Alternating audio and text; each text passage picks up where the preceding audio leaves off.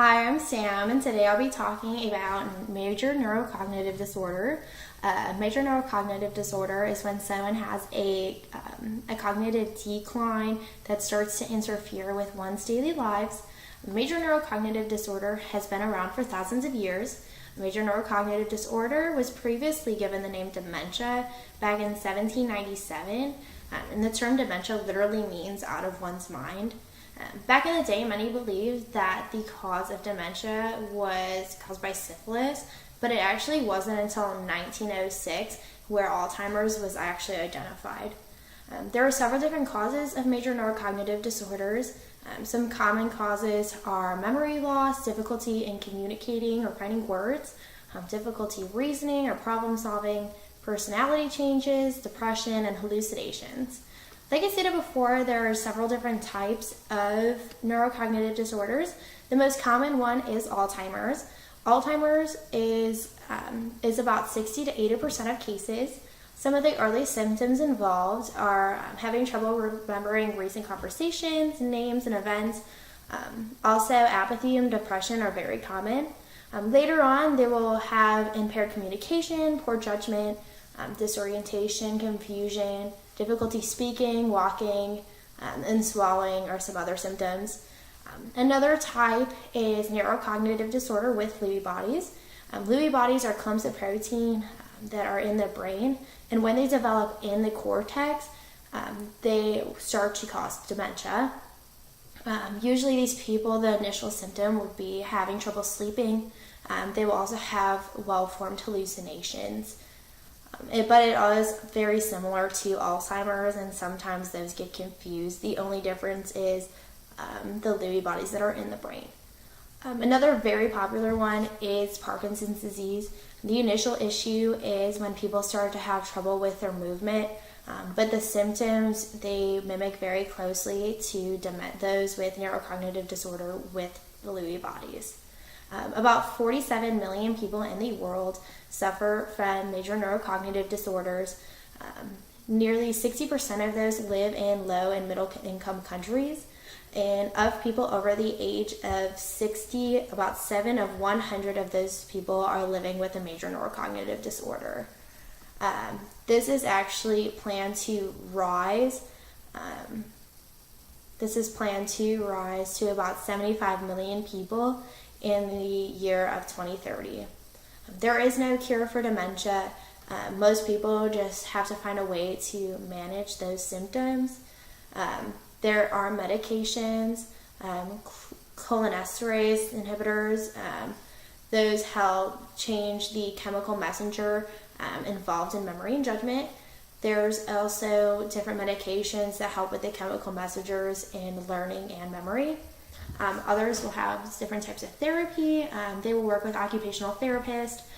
They modify their environment, such as reducing noise and clutter. There are hospitals that have homes specifically for dementia patients that give them 24-hour care. They also focus and give those people easier tasks to help them focus on their successes rather than their failures.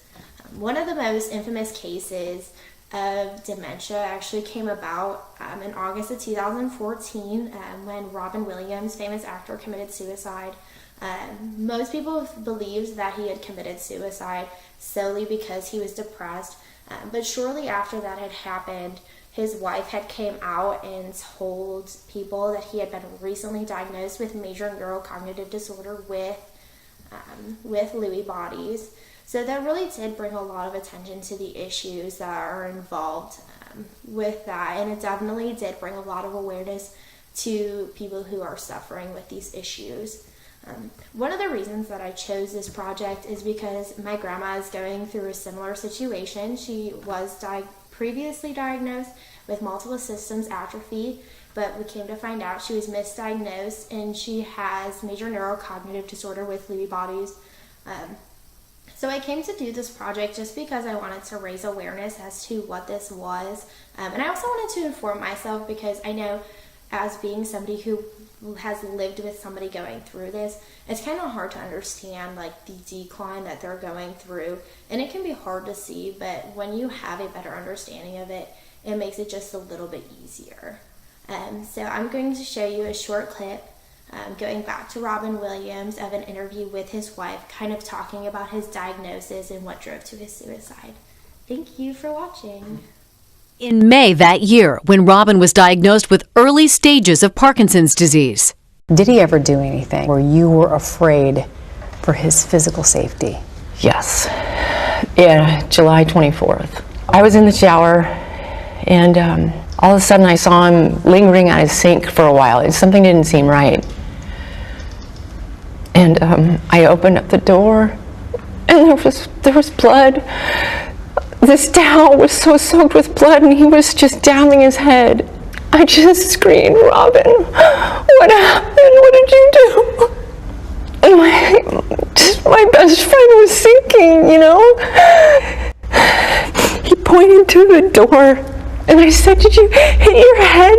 And he nodded. His only response was, "I miscalculated." Did it ever cross your mind that he could be suicidal? No. It was what was going on inside of his brain, the chemical warfare that no one knew about.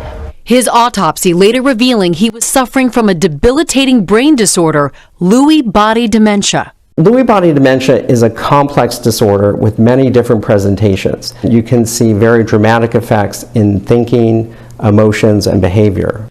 Most people think your husband killed himself because he was depressed. No. Lewy body dementia killed Robin. It's what took his life. And that's what I've spent the last year trying to get to the bottom of. What took my husband's life? Was he losing his mind? Yes, absolutely. And he was aware of it.